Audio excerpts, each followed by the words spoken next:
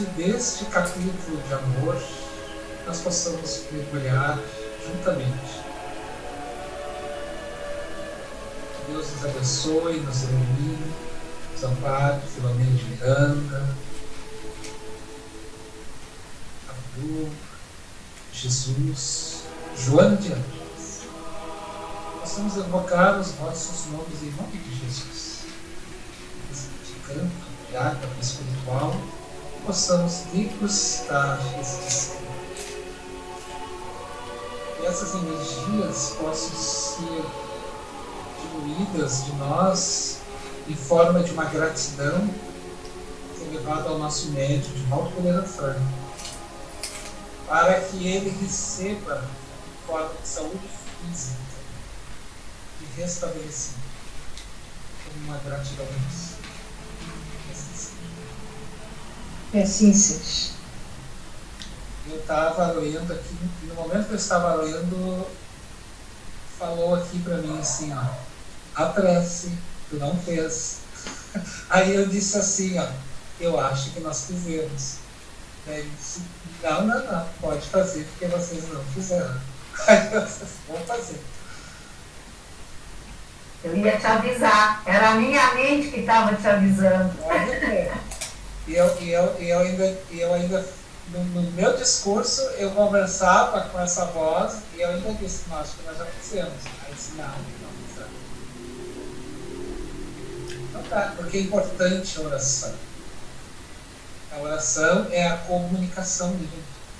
E quando a gente entra a oração favorece entrar nesta faixa vibratória, e quando nós entramos na faixa vibratória de Deus, e aí quando nós vamos entender Deus, é todos os espíritos que estão com Deus, porque nem todos os espíritos estão com Deus.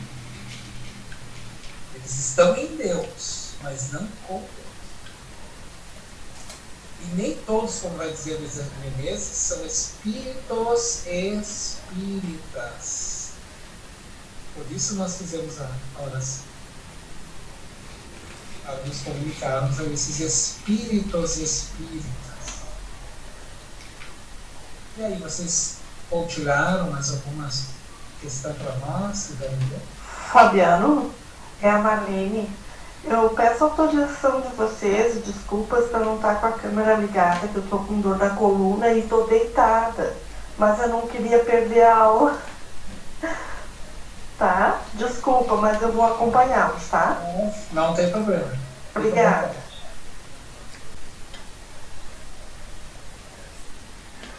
Alguém contou alguma coisa?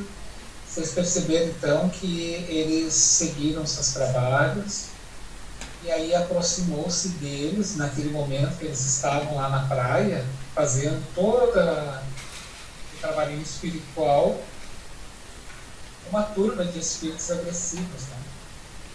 Ou seja, como ele vai dizer, uma organização de bandidos desencarnados. Olha que interessante, a vida continua, gente. Eu achei isso também, bandido, você fala. Até lá tem bandidos. E organizados, né? Exato, organizados. E aí o que eles fizeram? O que aconteceu neste momento, então, ali, com o Dr. White? Ele está reclamando a propriedade, né, do lugar. Esse lugar Lê para nós aquele trechinho, então, ali, nesse momento. Peraí. Bem no início.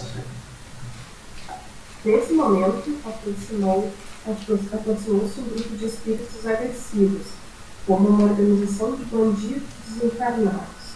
Quando um deles, que parecia o chefe, bradou estentório interrogando: quem é o responsável pela invasão desta área?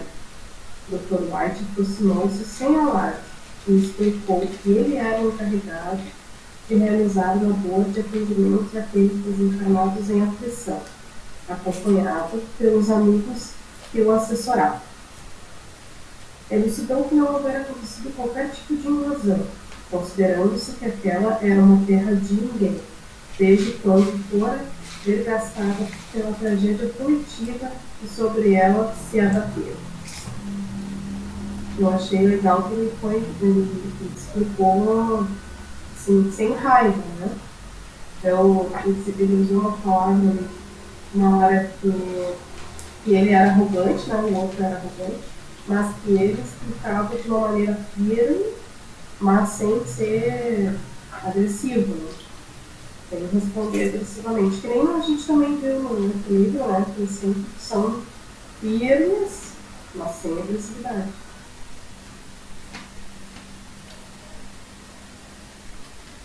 E o que me chama a atenção, né, é que eles têm assim, eles dão espaço para construir um diálogo, mas depois eles ficam tudo. Né? É mesmo, lá. Esses mentores, eles têm uma segurança tão forte, eles te dão corda, vamos dizer assim, você vai dando corda. E uma vez eu vi que eu achei muito interessante, o espírito veio, que não era o espírito, era do próprio médico, o mesmo do médico, mas era sistemático aquilo, e sempre vinha gritando, porque eu acho que todo mundo ao redor do centro espírita ouvia, né? E até que um dia um doutrinador, um dialogador, o espírito falava, gritava, olha, começou a agoniar a gente, uns 3, 4 minutos assim, e aí o espírito, tu não vai falar comigo! Disse assim, e quando que tu continuar gritando, não, porque eu não sou surdo. Aí o espírito se acalmou. Entendeu? Ele falou uma boa, falou assim, eu não vou falar contigo enquanto tu estiver gritando, porque eu não sou surdo. E aí houve o diálogo, eu achei interessante, aí nunca mais aconteceu. Aí tem a hora do basta, né? No outro livro a gente vê aqui também, que nem o Fabiano falou, ele vai dando forte. Mas uma hora parece que ele não fala, mas fica claro que ele agora chega. Agora tu não vai falar mais. Sim, basta, né? A gente pensa que a gente confunde compaixão com conivência, né? São coisas diferentes. É aquela coisa de mãe, né? A mãe, ela sabe o momento de conversar, tudo, mas ela sabe o momento de dizer assim, ó, chegou. Quem tem mãe sabe disso. Quem é mãe sabe disso. Foi isso que eu me lembrei da educação dos meus filhos, né? Eu disse, meu Deus do céu, porque é tudo um aprendizado para isso, né? O que me veio na cabeça, assim, essa possibilidade, né? De um dia a gente poder exercitar esse trabalho. E lembrei do trabalho de mãe, né? Porque é bem parecido, assim, são espíritos bem rebeldes, né? Por isso, E olha o pulso firme que tu tem que ter e a moral, né? A moral que tu tem que ter para poder, porque se faz entender isso, né? De uma sobremaneira, assim, de superioridade do espírito, né? eu confesso para vocês que quando eu estou lendo essas partes assim, desses diálogos, eu fico esperando assim, como é que ele vai ir para acalmar? Porque imagina, é uma gangue, né, gente, e violentos. Mas eles têm o conhecimento, né? Eu quero mostrar para vocês aqui uma imagem. Que é mais ou menos isso, ó. A destruição do perispírito, que é o corpo espiritual, né? Ele acaba ficando exatamente assim, tá? Bem como eu estou mostrando aqui para você. Senhor dos Anéis. Sabe que eu me lembrei? Sabe que eu me lembrei, Fabiano? Que, na verdade, é o espírito que faz com ele mesmo, né? No perispírito, é isso, né? É até impotente, não tem como controlar esse reflexo. Isso, mas a gente também já faz isso. Aham. Inconsciente, muitas vezes, e às vezes até com consciência, né? Quando começa a fazer o autoconhecimento, tu consegue perceber, e a gente até cria doenças em nossos corpos, né? Para não trabalhar certas coisas. Eu tô falando por mim, tá? Exatamente. Por mim. Né? Mas tu sabe que... Dores, etc. Tu falou agora, Maria, e é exatamente isso mesmo. Tu terminou? Eu não queria te cortar. Terminei, é isso mesmo. E tu falou uma coisa que é interessante. Quem vê muito isso em nós é os outros, né? Principalmente quando eles dizem, nossa, parecia uma fera. É verdade. E assim, gente, eles muitas vezes não se dão conta, tá? Eles ficam assim mesmo com esse rosto. Imagine, foi exatamente isso aí, ó, que se apresentou lá na frente do Dr. Miles. Eles, inclusive, pintam boas. O Senhor dos Anéis, que é uma cena do livro, como a gente está falando isso, ela espelha bem isso, tá? Espelha bem isso mesmo, essa desfiguração do. A gente falou que os filmes não são por acaso, né? A pessoa, né? Porque imagina a pessoa fazer, né? Essa. A pessoa que escreveu o livro, né? Eu estava lendo, ela é bem religiosa, né? Então ela mistura coisas assim, né? E também tem Narnia, né? Também assim, que era bem religioso, mas mistura, né? Várias coisas, mas tem a imaginação da pessoa que escreveu um livro desses, assim, né? Fazer personagens, assim, aí é claro que é do plano espiritual, né? Porque a gente achava isso impossível, né? Agora, estudando depois a doutrina, né? Acho que o primeiro Senhor dos Anéis é de 2002, né? Mas, assim, olhando isso, a gente achava, não, isso não existia, né? Assim, isso aí não pode ser elfo, mas hoje eu já vejo que isso tudo tem muita lógica, assim, para nós, né? Que estudamos a doutrina, assim, né? Não só para o mal, mas para o bem, né? Que tinha ali, que representava nesse filme, tinha o mal e o bem combatendo o mal sempre, né? E tu vê, o anel simbolizava a questão do poder, da ganância, de tudo que acontece no mundo, né? Assim, tudo é muito simbólico ali, né? Exatamente. Exatamente. Tem um filme, assim, de ação, não, mas tem bastante simbolismos ali, assim, embutidos. O filme ele traz uma simbologia metafórica muito grande. Ele é um filme valiosíssimo, assim, para quem consegue fazer interpretações boas. Ele dá para fazer várias rodas de conversa. Ele é 3 partes, né? Cada parte dá 4 horas de filme. Tem uma cena do filme que simboliza essa parte espiritual, onde quem tem um anel é um anão. Só que o anão ali simboliza o pequeno, né? Uma forma positiva, aquele que é pequeno, humilde. Então, e são várias colônias espirituais, né? Vários planetas espirituais, desde esses umbralinos terríveis até os mais, eu vou mostrar a imagem para vocês, aos mais edificantes. E é tão bonito uma cena em que o anão vai dizer assim, que ele simboliza essa questão do mundo espiritual com o mundo espiritual. Ele dá o anel para ela, para essa mentora dessa colônia, e ela vai botar o anel e ela sente o poder que transforma e se desfigura que nem filho. E aí ela tira o anel depressa, porque ela viu que ela não tinha condições de ter o poder com ela, porque ela se transformava. Então ela devolve com muita força, assim, ela tira o anel e devolve, e aí ela diz para ela mesma assim, ó, obrigado, eu consegui vencer mais uma batalha. Ou seja, ela conseguiu vencer e recuperar o poder. Eu achei fantástico aquilo ali, porque ela venceu uma batalha de não querer o poder que não estava pronto. Então só o anão poderia ficar, porque ele era a pessoa. Por que o anão? Porque é o pequeno ele é considerado a humildade.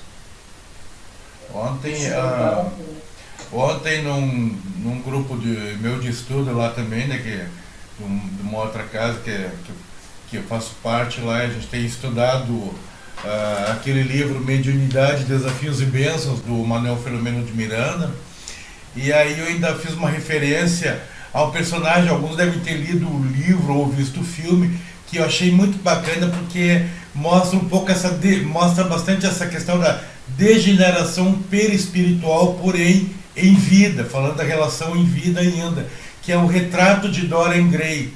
Não sei se alguém viu o filme ou leu o livro, que principalmente o filme, a última versão que feita para cinema, é fantástica, né? Porque o cara assim tem uma expressão física perfeita, assim, aquela plástica perfeita. A alta sociedade fica maravilhada com ele, aquele rapaz belo, bonito, naquele conceito social da alta sociedade. E ele tem um quadro pintado que está no quarto dele, assim, que é ele em pé. E é interessante porque ele, ao longo do filme, ele vai passando por uma degeneração moral, né? vai se atirando a certos vícios e extremamente perniciosos, e toda a degeneração moral dele, em vez de aparecer nele, né, que ele continua com aquele rosto maravilhoso, aqueles olhos brilhantes, aquele penteado todo, mas quando tu olha o quadro que está trancado no quarto dele, toda a degeneração moral dele vai se propagando no quadro. Então tu vê assim a imagem dele no quadro literalmente se destruindo, o rosto, muito parecido assim, vai ficando aquela coisa monstruosa.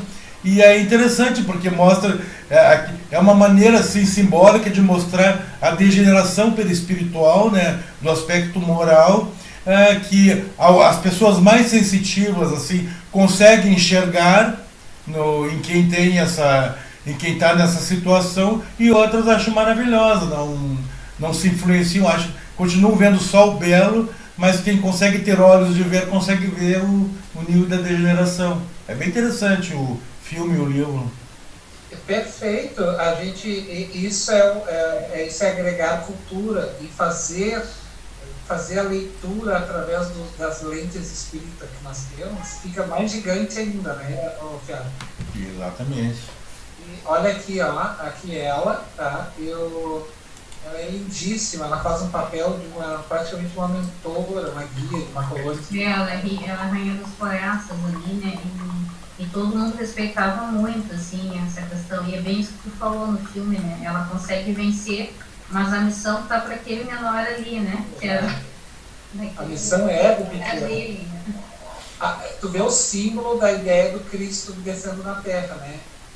O pequeno era Jesus, ele se fez pequeno. A lição do Cristo para nós, ela começa desde o berço, gente. Ele não tinha nem que ficar. Tu vê a ideia de Jesus querendo nos ensinar desde o berço. Aqui, ó, essa cena que eu vou mostrar para vocês, que simboliza essa ideia do grande. Isso está dentro da nossa proposta de uma mentoria, tá? Do mentor espiritual ali e dos irmãos. Aqui, quando ela beija o anão, né, o rapaz pequeno, porque ele era grande, ela não. Ela tinha poder, ela era uma deusa, ela era uma grande líder, ela era uma mentora, mas quem tinha realmente a força do convencimento, quem tinha realmente o poder era quem amava. Ele amava, ela ainda não. Ela reconhecia isso. Ela dizia ainda que somente ele poderia mudar toda aquela situação que se encontrava. Por isso, o nosso tema aqui do nosso livro se chama-se nada mais nada menos que o amor como força divina. É a força espiritual, é o amor. Interessante a cena que tu descreve ali, que é aquele momento realmente que ela pega o anel ali, que ela chega, faz menção de colocar o anel e se percebe, foi muito bem feita aquela cena, daquela transmutação rápida assim, então ela rapidamente assim sofre uma transformação e em seguida ela resiste, consegue retirar, mostra justamente aquela questão, né, de que quanto mais elevado tu for nesse sentido, se tu abrir as portas para o mal, a queda vai ser proporcional àquela elevação também, né? Ou seja, tu vai cair e vai cair fundo e o estrago vai ser grande, né? Então, quer dizer, imagina se ela coloca o anel, assume aquele, vou colocar o anel porque vai amplificar o meu poder de bondade. Não é bem assim, né? Em verdade, toda aquela força acaba, na verdade, e acabar se amplificando para o sentido de mal. Sim. Porque quando ele fala para ela, tá? E ela diz para ele que gostaria de sentir o poder, veja bem que interessante. Depois nós vamos encontrar tudo isso aqui no diálogo, nós vamos entrar no diálogo. Ela pede, ele oferece então o anel para ela, e ela quer o anel e bota no dedo. Ela queria sentir como ela se saía com o poder, aí o que o poder fez com ela? O poder fez isso ali, ó. Ela fez assim, ó. O poder. Quando ela viu que ela tinha o poder, ela se transformou e viu que ela não era capaz, espiritualmente, ainda de ter o poder. Que era melhor que ela ficasse naquela postura dela. Aí é quando ela reconhece que quem tem o poder, por isso o discurso do autoritário, do espírito autoritário que vai conversar com o Dr. White e ali e com o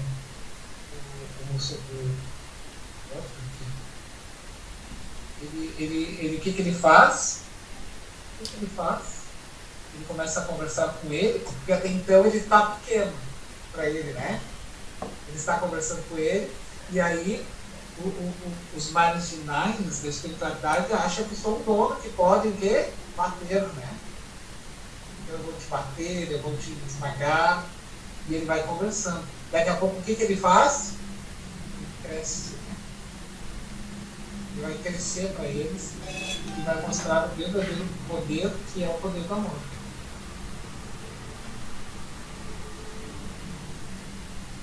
Porque ele fala de todo o seu discurso, eles estavam ali bem humildes, né? Devido a um apelo espiritual que chegou lá, né? Olha só, seu apelo havia chegado até a nossa comunidade. É isso? Quem quer ler esses pedaços para nós ler?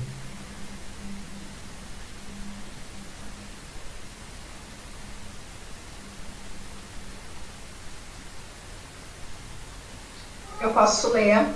Lê para nós então. Seu apelo havia chegado à nossa comunidade, conforme ocorrera com muitas outras, quando se ouviu o som de uma corneta que tocava a música Silêncio, expressando a dor que se abatia sobre milhares de vidas no planeta terrestre.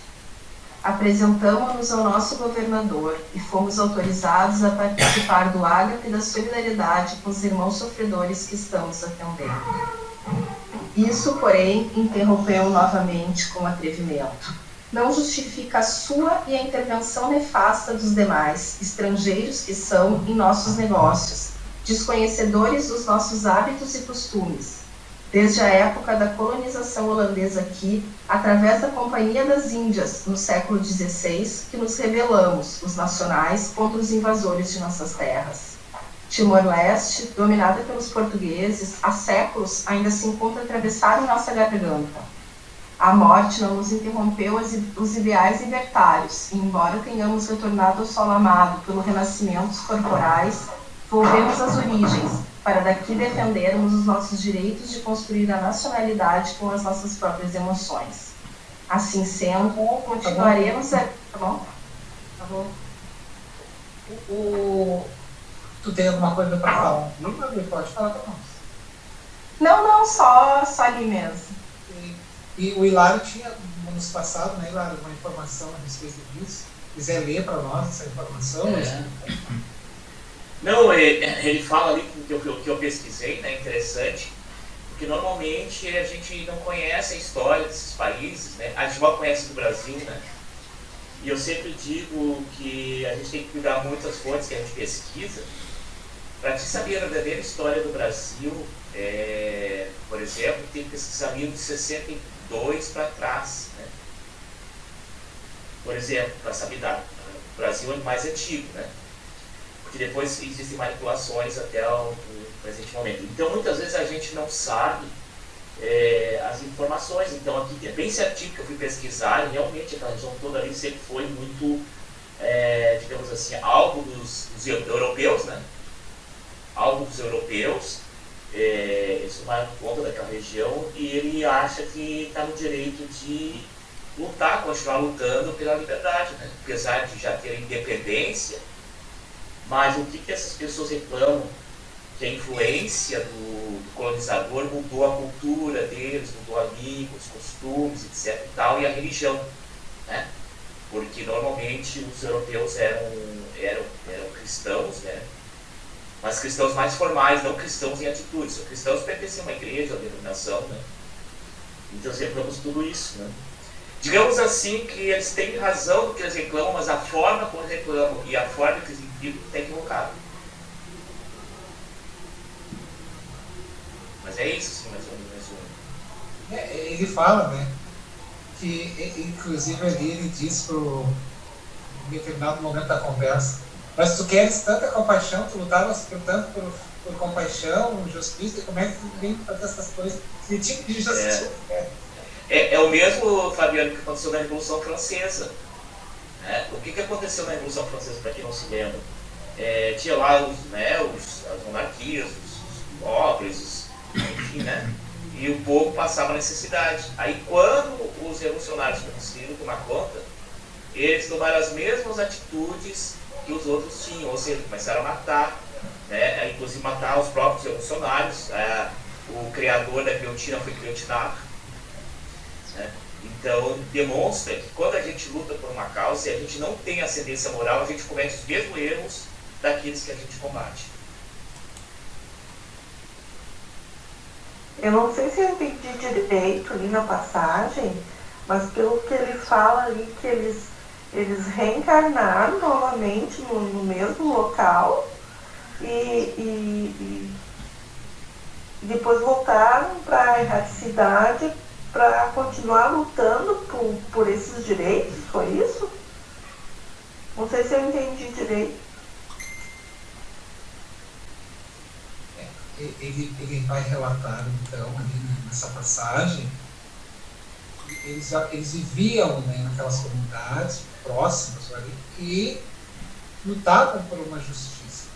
Depois eles desencarnam, e até ele cita, né, voltei a esta terra abençoada e coisa e tal, mas agora no mundo espiritual quer continuar. Só que o mentor diz para ele que aquela terra não é mais, ele está olhando uma terra antiga. As coisas mudaram. As pessoas param no tempo, porque ele parou no tempo, para tanto no tempo que até desfigura o rosto. Cristaliza, né? Cristaliza no tempo. Até hoje tem espíritos que ainda acham que estão na escravidão. Seguindo sessões mediúnicas, eles aparecem, né, ainda cristalizados na época da escravidão no Brasil. Né? Tanto os escravos quanto os senhores de engenho, capitão do mato, enfim. Né? Exatamente. Fabiano? Pode ir lá, vamos lá. Pelo que eu entendi aqui, eles estão no plano espiritual. Isso, todo mundo. Então eles estão brigando lá no plano espiritual. Isso, todo mundo. Porque aqui ele diz, ó, pelo renascimento dos colaterais, volvemos às origens.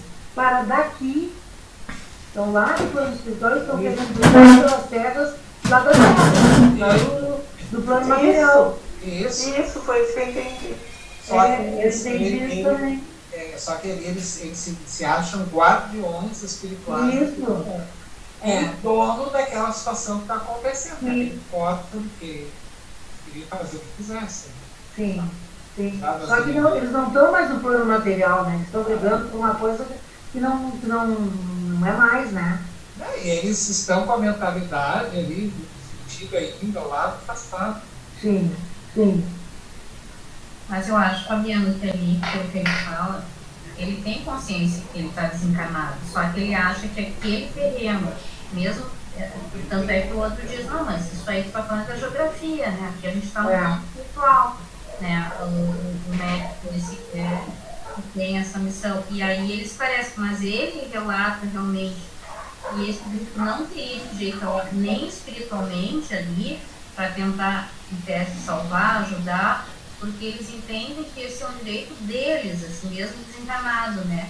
Que ele diz assim, nós é que temos a nossa forma de penalizar, de tudo assim, então eles é que querem fazer da forma deles, né? Daí que outros não, mas o que vocês estão fazendo também não tá legal, né? Então fica uma discussão de que ele relata o passado, então, né? Por isso que ele não aceita que são espíritos estrangeiros que venham ali, mesmo no plano espiritual, porque aí sim, ele está preso a uma situação de 500, 400 que foram colonizados e massacrados, e aí ele relata outras questões históricas ali, mas na verdade ele disse assim, né, compreendo a sua colocação patriótica, informou o nobre mentor. No entanto, as fronteiras a que você se refere ficaram na geografia terrestre e não é abrangido por essa área, afinal todas por ter propriedade divina. Ouvindo-se o amigo expor seu pensamento, tem-se a impressão de tratar-se de um benfeitor do povo sofrido, quando em verdade é um explorador impenitente das energias dos transfugas que ele tomba nas armadilhas perversas, sendo arrastados para lugares de profundo sofrimento, distantes da esperança e da misericórdia. A isso chama justiça e disciplina? Como se atreve a tomar a daga da justiça real nas próprias mãos, se ainda não consegue dominar os ímpetos que se constitui o caráter enfermo, porque ele ficou, aí sim, ficou tanto tempo preso nesse ódio, nessa raiva, que eles regrediram, assim, até na forma, né, do perispírito, né, do espírito. Mas ele está defendendo isso porque eles entendem que mesmo desencarnado não é eles que teriam que resgatar, não é isso. Tu sabe que essa ideia de paralisar a mente a pessoa não sente, tá? Ela realmente não percebe. Se ela acha que ela vive aquele momento, naquele momento, às vezes ela não percebe que o mundo já andou e as coisas foram se modificando. Eu estava para vocês rapidamente como eu vivi isso na prática. Eu encontrei esses dias um amigo. Gente, eu tô com 50 anos, eu tinha 19 anos, 20 anos por aí, olha bem. E daí, conversando com ele, ele disse, que legal, e como é que tu não viu mais na turma lá, o pessoal do colégio, a Cleonice, o Soneca, ela está assim só. Aí eu disse assim, gente, eu não me lembro mais dessas pessoas. E aí eu fiquei pensando, quem é Cleonice? Eu fiquei pensando, quem é Cleonice? Não me lembrava mais. E ele trazia só, tu vê como ele parou lá atrás. Quando ele veio conversar comigo, ele parou o assunto lá atrás. Porque a nossa amizade tinha parado lá atrás. E aí eu perguntei para ele, e como é que tu tá? Não sei o quê. Eu estou trabalhando ainda aqui no Brasil. Aí tu está no mesmo emprego que você, estou lá no mesmo emprego, agora tá mudando as lojas, eu estava na Manuel, eu estava na Inconsul, né? Agora eu fui Inconsul, meu Deus, a Inconsul não existe mais. Tem modalidade, eu estava com Inconsul. Fala para os jovens o que é, professor, que o senhor falou. Eu falo, o que é que o senhor falou? Isso aqui é isso. Eu tenho a tua idade, mas eu não me lembro. Ô, Fabiano, esse teu amigo estava encarnado? Só faltava desencarnar. Daí, não, e a conversa ficava ali. Aí tu pensa essa pessoa indo para o mundo dos espíritos. Entendeu? Aí a gente diz assim, eu não acredito nisso. Como é que pode uma pessoa viver 200 anos e não se dar conta? Não se dá, gente. Não se dá. Sabe? Porque ela não faz a troca, e aí a gente pode tirar pela gente dentro de casa, né? A gente vai ficando assim, daqui a pouco a gente vai perdendo, assim, vai perdendo a comunicação. Mas isso que tu falou tem uma lógica, né? Já tem estudos, normalmente as pessoas que esclerosadas com Alzheimer, elas se lembram do passado, né? No período quando elas são mais jovens. Elas não se lembram do momento presente, né? Mas eu acho que a memória passada é uma memória muito afetiva também, acho que deve ter alguma correlação, não sou médica, mas assim, elas se lembram muito do passado, né, meio que isso geral, assim, mas se lembram, conto de detalhes. E pessoas de idade também lembram muito de coisas assim, né, acho que a gente vai ficar assim, não dá pra falar. Não, e não é todas as pessoas idosas, tá? Geralmente são as que realmente ficam parando. Porque eu conheço pessoas idosas que são bem ativas, assim, nem lembram do passado. Ainda são bem despertos. Mais sorte que eu, todas que eu falo são mais do passado. Por isso que eu tenho assim, uma reflexão que eu tenho feito, e já vem há algum tempo, que o tempo, na verdade, que a gente está vivenciando e o tempo que a gente conhece, ele está sendo muito relativo. Estamos sendo muito atemporal. A minha mãe tem 94 anos. 95 ela vai fazer agora. Eu chego lá, ela diz assim pra mim, tu te lembra de fulano, Ivone? Não, mamãe. Tu te lembra de fulano, Ivone? E fala um monte de gente. Ainda bem que não te lembro de ninguém. Mas como que eu vou me lembrar? Ela quer que eu me lembre dele. Eu não lembro, ela lembra de tudo, tintim por tintim. Ela lembra que é a data de aniversário das criaturas. Mas também tu não se lembra de nada, ela disse assim pra mim. Minha mãe diz a mesma coisa, Ivone. Não me troco por duas de ti, eu me lembro de tudo. Sabe que uma vez eu escutei uma palestra da Anete Guimarães sobre memória. E aí ela contou uma história de eu acho que era um médico que tinha ido com a namorada visitar uma pessoa parente dessa namorada dele, desse parente dele aí. E aí ele ficou na sala de espera e ela entrou lá e foi visitar. E ele estava na sala de espera e na janela tinha uma senhora assim sentada, uma mulher, olhando para a rua. E ao lado dele tinha uma outra pessoa, outra mulher que estava também ali aguardando na sala e grávida. Aí de repente ela começou a sentir dor de parto. E estourou a bolsa, aquela coisa toda de quem vai ganhar um nenê. E aí essa mulher que estava na janela deitou ela ali no chão, colocou, né, pediu coisas e fez o parto dela. Eu estou resumindo assim, porque ela conta detalhadamente.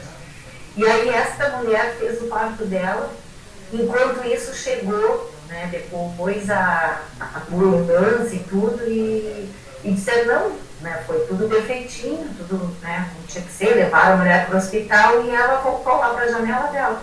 Aí ele ficou assim curioso, né, e chamou lá o pessoal, os médicos do hospital, e disse, né, quem é essa pessoa aí?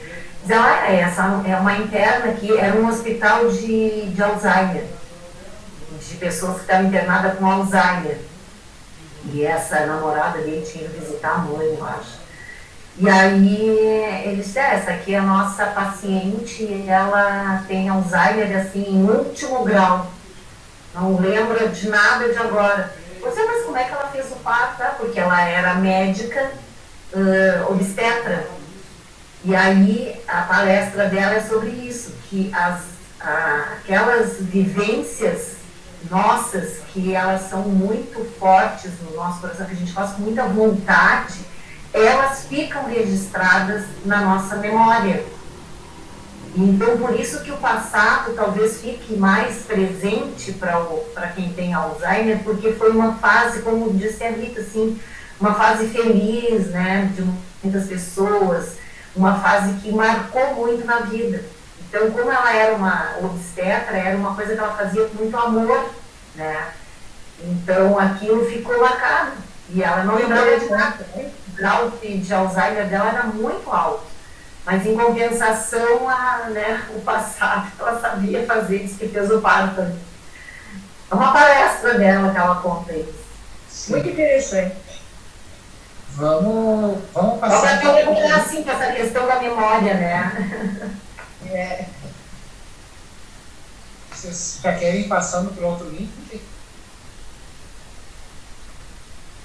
Vamos ouvir. Passei som. Poderia não dar, poderia. Eu vou abrindo a sala lá então. Tá bem. Enquanto ela abre a sala lá, daí ele vai cortar a gravação, já estou reclamando. Quem quiser ler depois a partir do Aqui Estamos, a convite dos governadores. Tá? Aí já vai vendo aí no texto para nós. Vamos lá. Pode passar, já abri a sala. Então, alguém quer seguir para nós ali vendo, então, ali onde diz esse parágrafo, aqui estamos a convite dos reais governadores. Eu posso ler. Aqui estamos a convite dos reais governadores do país, portanto dos respeitáveis embaixadores de Deus, com o objetivo de desalgemar os irmãos infelizes dos seus esposos, libertá-los dos vampiros do além-túmulo. E tenha certeza de que não arredaremos o pé dos nossos compromissos, confessando-lhe que, de maneira alguma, temos medo de suas ameaças e da sua farândola que o acompanha, temente e assustado. Pode ir, vai lá para nós. O estúdio expressou o ódio que o dominava, atempicando. Essa tarefa pertence-nos a nós, que utilizamos os nossos métodos conforme as leis que vigem cá, sem a necessidade de qualquer contributo de vingadores dos direitos alheios. Saberemos expulsá-los dentro de alguns minutos. Então tu vê que ele está dizendo que aquela tarefa, quem sabe, são eles. A tarefa de recolher os espíritos ali, desligar e tudo mais. Só que ele fala isso no sentido de quem sabe são eles, porque eles têm interesse, né? Interesse específico, que é a vampirização das energias que aqueles corpos ainda guardam. E Fabiano, ali ele fala, se posiciona bem, né? Não arredaremos pé. Eles se posicionaram, tá? Eu me lembrei daquela fala quando Pilatos pergunta para Jesus, né? Que é a verdade. Jesus fica em silêncio. E depois ele pergunta para Jesus, que tem o teu exército, e Jesus deixa bem claro: se eu quisesse, eu julgaria o meu pai e ele enviaria anjos, exércitos de anjos. Ou seja, ele colocou Pilatos no lugar que Pilatos disse quem ele era. Se eu quisesse, eu julgaria meu pai. Então aqui o Espírito está se colocando numa posição para deixar bem claro para o Espírito que eles não têm escolha, na realidade. Né? Uma ordem divina é que eles não têm escolha. Né? Então eles podem escolher receberem a ajuda que está sendo oferecida ou eles vão ter que recuar. Exatamente. E aí é exatamente nesse sentido, né, Hilário? Aí quiser continuar lendo ali, então, mais um trechinho. Logo abaixo, mais para baixo, no parágrafo, onde diz: o caro amigo encontra-se totalmente equivocado. Aí que o Dr. White vai falar. O caro amigo encontra-se totalmente equivocado a nosso respeito, porquanto não o tememos e menos o obedeceremos. Iremos prosseguir em nossa faina fraternal e ficaríamos, aliás, muito gratos se o grupo se diluísse e aqueles que o desejarem queiram auxiliar-nos na empresa em que nos encontramos envolvidos. O carrasco sob um cínico rematou furibundo. Atacar, dizimemos os impostores e ladrões. Continua? Tá o microfone desligado, Fabiano. Pode ler mais um pouquinho para nós. Como se aguardasse essa reação, o nobre médico concentrou-se profundamente diante dos agressores e naquele horrendo chavascal transformou-se numa lâmpada esparzindo claridade que os fez estacionar à ordem que os erguia e seus instrumentos de guerra, flechas, azagais, lanças e outros de apresentação exótica. Tomados de surpresa, ouviram sua voz profunda e melodiosa, energética e poderosa no seu próprio dialeto. Arrependei-vos e dobrai-vos à vontade do Senhor dos mundos. Chega um momento em vosso desvario que somente se apresenta uma alternativa para escolher: abandonar-lhes o ódio e a perseguição desditosa para abraçar-lhes o amor. Escoam-se os anos e permaneceis otis ao bem e à verdade. Vossa impiedade transborda e vossa loucura, ao invés de inspirar temor ou ódio, provoca compaixão. Continua? Tá bom até aí? Só para a gente meditar um pouquinho. Então, o que ele fez? Ele deu corda, no bom sentido da palavra. Ele manteve um discurso sereno de ouvi-lo. Tentou criar uma argumentação, né? É justo, porque ele não é agressivo. Quem não tem razão sempre parte para a agressão, né? É o caso dos outros. Então, daqui a pouco, o que ele fez? Eu fiquei imaginando, né? Que ele fez assim, ó. Imagina que saiu aquela luz imensa assim, e ele se engrandeceu como o próprio Cristo apareceu para o apóstolo Paulo nas portas de Damasco. Porque quando Paulo vê Jesus, ele vê o Cristo na sua mais ampla exuberância espiritual. Eu fico imaginando o impacto que o apóstolo Paulo teve. Foi um impacto tão grande, porque era tanta verdade simbolizada em luz, e ele cega. Agora vocês imaginem ali da mesma forma, né? Ele, então, o que ele faz? Ele dá um choque neles de de verdade, de força. Eu vou mostrar para vocês que é a força. No bom sentido, não vai dizer isso, obviamente, mas ele vai mostrar isso. Eu tenho a impressão, que a gente sempre vê no filme também, né? Eles dão a oportunidade para a pessoa falar, né? Como se fosse, tá, então tu fala, vou deixar para argumentar, né? Aí quando vê que a pessoa tá ali só naquele ódio, mas não, tá, agora chega. Né? Então, assim, não foi impondo direto, deixou ele falar, né? O que ele queria, a propriedade da dele, tudo, e depois não. Então a gente está aqui, a gente não vai arredar o pé daqui, e é isso, pronto. Né? Então, não foi uma coisa impositiva desde o começo, né? Deixou ele falar. Ele falou os devaneios dele e depois cortou ele. Exatamente. Oi, pode falar. Não, você pode comentar, depois eu pergunto. Posso falar? Não, o que eu achei interessante aqui, ó, ele diz assim, ó, tomamos de surpresa, ouviram sua voz profunda e melodiosa, energética e poderosa, no seu próprio dialeto. Então ele falou, porque ali tinha vários dialetos, vários espíritos, né, de vários, mas de dialetos diferentes. E todos entenderam. Sim, porque o que acontece? Quando foi o espírito de Si, lembra o espírito que veio lá da constelação da... Como é que era o nome desse? Orion. Orion, o espírito Orion que vem de Sirius, né? Uma coisa assim. Sim. Ele convocou vários tipos de espíritos, várias lideranças, de várias denominações e culturas religiosas para fazer aquele trabalho. Então, esse aí, ele é oriental. E ele fala no seu próprio, porque ele trazia, e cada um trazia suas características. Inclusive o próprio Manuel Filomeno depois questiona ele em determinado momento, lá para trás, né, como eles falariam a língua da imortalidade agora, quando na Terra não defendiam. Né? Aí ele diz, né, que o mais importa no mundo espiritual não é os conceitos do que eu defendo ou não, mas a solidariedade universal, o resto se ajusta. E Fabiano, e também é interessante essa questão de falar do dialeto, porque uma das coisas que eles reivindicam é a mudança da língua, a língua do colonizador, né? Timor-Leste é português, então a língua oficial passa a ser a língua do colonizador e não a língua ancestral que eles tinham. Então, falando dialeto, já aproxima mais ele daquela identidade do passado para trazer ele depois para cá, entendeu? É uma técnica psicológica também.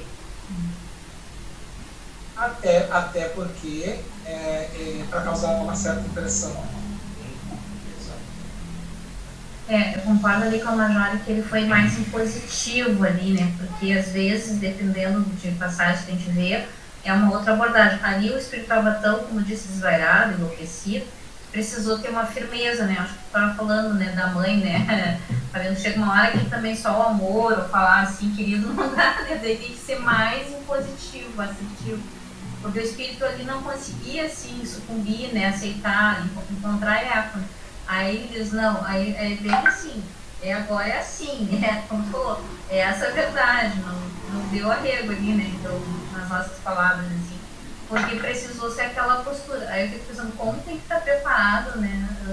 Esse espíritos do bem, de luz, assim, para ter presença de espírito nessas horas, né? Porque tu vê, né? Eles iam, não que eles iam ser afetados, né? Lançando lanças e tudo, mas tu vê, né? Aquele óleo destilado, aquela energia, ele precisou realmente se transformar numa lâmpada, né? Eu fiquei pensando nisso, tu vê, ele teve que se transformar numa lâmpada. A luz tinha que vir para neutralizar mesmo, assim, né? Então, e claro que ele deve ter tido proteção, obviamente, de outros planos também, talvez até mais espiritualizados que ele, para sinalizar aquilo ali, para conseguir neutralizar toda aquela situação ali, né? Que estava praticamente numa coisa sem fim ali, não ia chegar a lugar nenhum, né? Daí ele, não, e aí aquilo que calou, assim, né? E mesmo assim depois ele continuou ainda, né?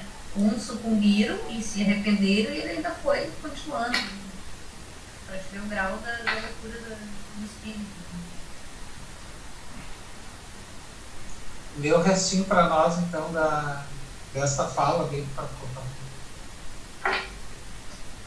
E Passem-se os anos e permaneceis hostis ao bem e à verdade. Vossa impiedade transborda, vossa loucura, ao invés de inspirar temor ou ódio, provoca compaixão. Decênios se passaram desde que aderistes à loucura, que cultivastes nos regimes de impiedade, que infestou o vosso povo, transferindo para além da morte, de modo que permanecesse sicários de vossos irmãos igualmente infelizes, a salvo da vossa crueldade e loucura. Ouvi-me, sou a voz da vossa consciência anulada pela desesperação que perdeu o uso da razão, mas que necessita libertar-se. Agora é o vosso momento da alegria e emancipação. Silenciai o ódio nos sentimentos, deixai o medo dos infelizes que vos intimidam e vinde para as nossas fileiras, as do bem. O professor não tem? Deu uma saidinha. Saiu. Mas alguém quer continuar lendo ali? Alguém gostaria de continuar a leitura? Posso ler, onde Não. tá ali com o Eu achei interessante também que às vezes a gente tem a impressão, quer dizer, antes eu tinha a impressão que os espíritos superiores, enfim, só falavam assim do amor, né? Como eles podem, como o amor também pode ser firme, né? Ou seja, falar que o amor também é falar com firmeza, né? Não é só passar a mão na cabeça. Então, isso é uma coisa que me surpreendeu desde a última obra que a gente leu. E como as mães, né, são filhos e amam os filhos. Então isso ficou bem claro nesse discurso dele. Essa é a parte mais importante, eu acho, desse capítulo, né? Essa firmeza, essa clareza de pulso firme mesmo que tem que ter, né? Para fazer um trabalho grandioso, assim. Isso me chamou também muita atenção. E aí o que ele diz, né? Depois, logo adiante, enquanto a voz firme e doce, penetrava a acústica das almas, vimos cair sobre o tremedal bátegas de luz. Não mais os raios destrutivos de antes, que estavam ali, aquelas parpas, né? E que tocavam aqueles rebeldes. Lá no finalzinho eu estou lendo. Penetravam-os, provocando mudanças interiores, levando-os ao pranto e a exclamações lamuriosas. Aí ele vai dizer: livrai-vos do mal, libertai-vos do mal. Prosseguiu o instrutor da verdade. Adotai o amor a vós mesmos, infinitamente, para depois poderes amar ao vosso próximo, já que a alegação ali era essa, né? Eu vim aqui, não é teu terreno aqui, deixa que eu faça isso aqui, não. Liberta primeiro o teu mal. Liberta-te de ti mesmo, para depois pensar nos outros. Sois todos como nós outros, filhos do mesmo Pai generoso que nos espera compassivo. Este é o vosso momento de renovação. Aproveitai-o com decisão e coragem de romper as amarras da ignorância e da perversidade que nos tem infelizitado por tão largo período. Ele estava fazendo um chamado ali de libertação para eles, né? Se liberta disso, sai desse mal. Ele deu até o caminho, né? Primeiro, e adotar o amor a vós primeiro inicialmente, para depois poder desamar o vosso próximo. E por fim a Deus. Exatamente. E aí o chefe do grupo ficou revoltado. Aí ele disse então, né, que soltasse os cães contra os desertores e nós outros, ou que disparasse os seus dardos de flechas inutilmente, porque a debandada foi geral, ou seja, não resistiram. E aí ele vai continuar ali, ó: vinde também vós que estáis cegando de luz de amor. Ele disse ao chefe aturdido, já que os outros.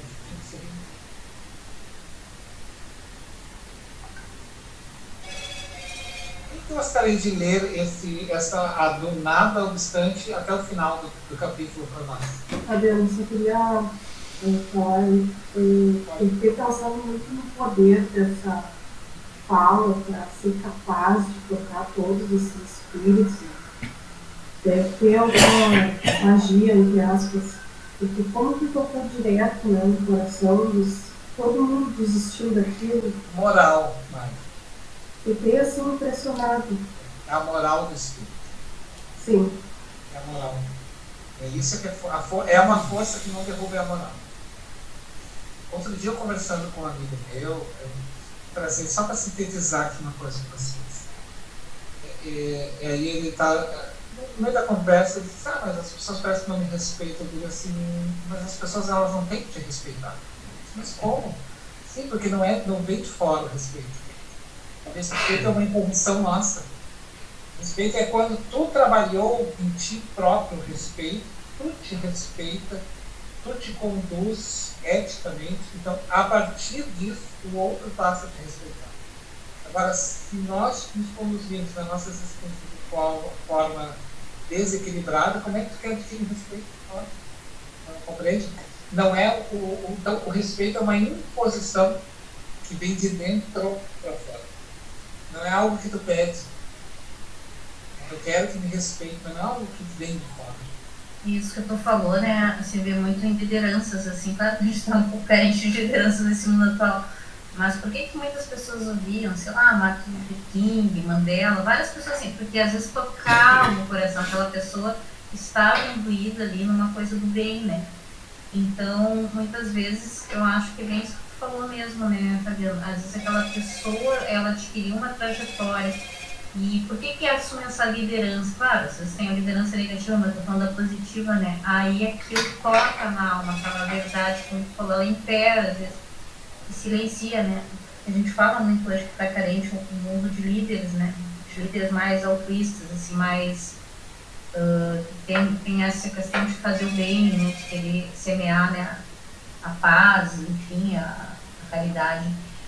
Mas aqueles líderes todos, né? Jesus foi um grande líder, obviamente, vários que tu falou da história, porque ele calava, né? Eles tocavam naquilo, né? Então, é como tu falou, as pessoas ficavam quietas, ou baixavam a cabeça, né? Ou se ajoelhavam, né? Porque era uma verdade aquilo que no fundo tu sabia, pode até negar por fora, né? Mas por dentro sabia que aquilo batia, né? Claro, exatamente. Não batia a verdade, né? Matando ele para destruir aquilo que ele estava falando. Porque na verdade que se destruiu Jesus. É que aquilo era insuportável para eles, aquela verdade, assim, né? Que, bom, eu imagino assim, aquela situação. Às vezes vê uns filmes assim, e estavam mostrando esses dias da ressurreição ontem. Jesus, aquilo, a pessoa via aquilo ali e não queria matar aquele pessoal ali, queria matar ele para acabar com aquela verdade, assim, né? Porque aquilo incomodava. No fundo, ela sabia que aquilo era verdadeiro, né? Então é isso. Porque tu pode até sofrer a agressão de compreensão, não significa dizer que tu não tenha o respeito, mas o respeito e autorrespeito está exatamente em anular o respeito. Ou eu anulo porque isso não me pertence, e depois quando tu fala, a pessoa ela vai ficar neutralizada, porque principalmente nesses embates de guerra. Tá? Mas todo aquele que não tem respeito, ele tenta pôr agulhado. Mas quem tem a moralidade, que se autoconhece, que tem o hábito de dialogar-se consigo próprio, ele sabe o limite de aceitar ou não o que é do outro. Não, isso não é bom. Não precisa nem dizer. Passa adiante, assim. Mas aqui ele vai seguir. Quem gostaria de ler para nós do nada obstante até o finalzinho? E aí nós vamos tirar eu gostaria de voltar um pouquinho, só uma palavrinha ali, prosseguir o instrumento da verdade. Esse instrumento é alguma coisa que a gente pega assim, para auxiliar, né? E aí tu vê, é a verdade, né? Instrumento, fazendo a palavra, né? Fazendo valer essa verdade, né? Me fiz entender? Não, tá perfeito. Queres que eu leia da onde? Isso, ali do nada obstante. Nada obstante, apresentando as fáceis do horror, o desgostoso comandante emitiu um estranho ruído. e num esgar pouco comum, após tremer como vara verdes, foi tomado por uma convulsão semelhante a epilética, estertorando e tombou, literalmente, o sol.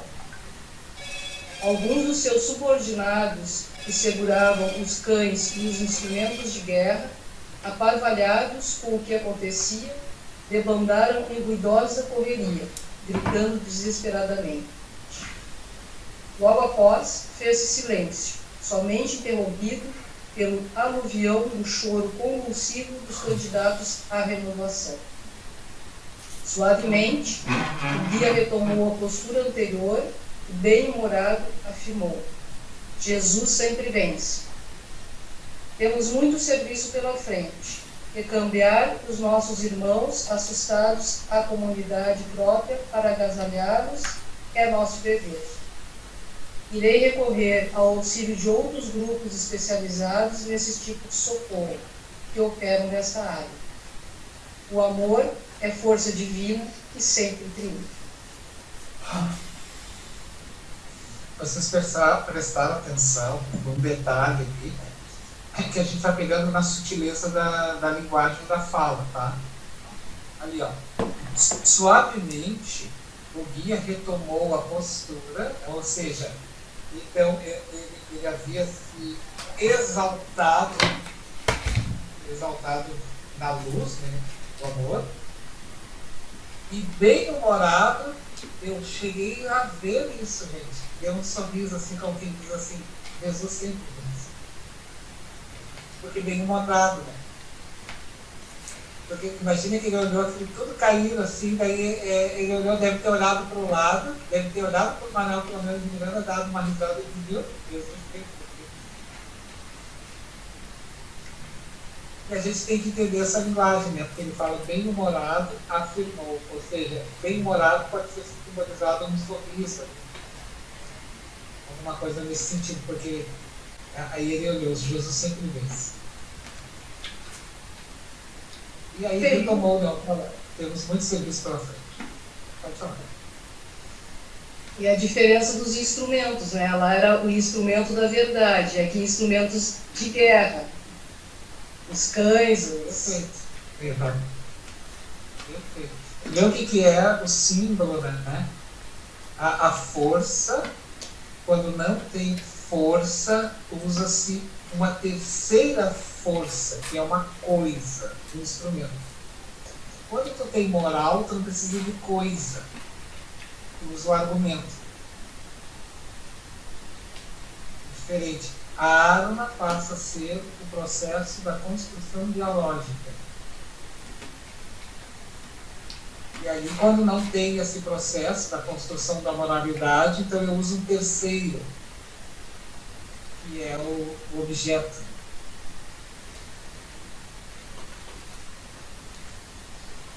Então tá, pessoal, muito boa a nossa participação. Semana que vem nós então vamos entrar para o 8º capítulo. E aí encerramos esse capítulo bem-humorados. Essa mensagem aí desses espíritos aí para nós. Alguém gostaria de fazer a prece, então, no encerramento? Fiquem à vontade.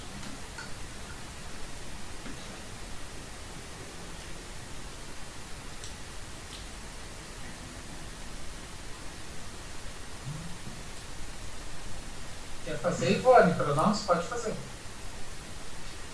Liga o teu microfone. Desligou agora. Estava ligado, desculpa.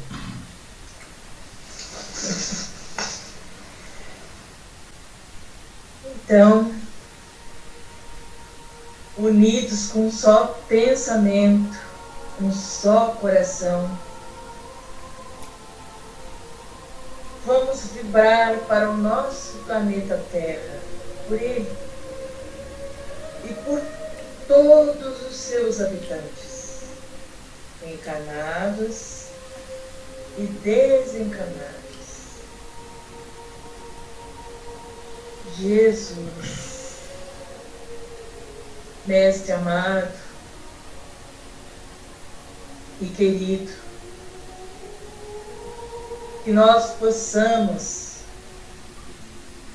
agora, neste momento, não acreditar e não ver o Senhor numa cruz, no madeiro crucificado, entre duas criaturas, dois malfeitores.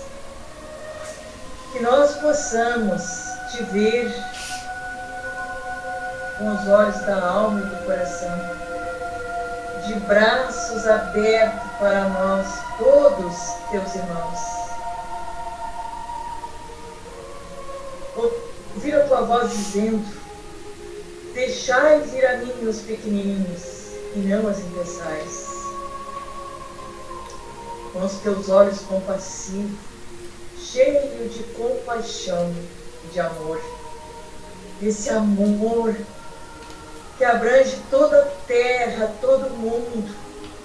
Ó Jesus, que nunca nos abandona, jamais nos abandonou, está sempre conosco.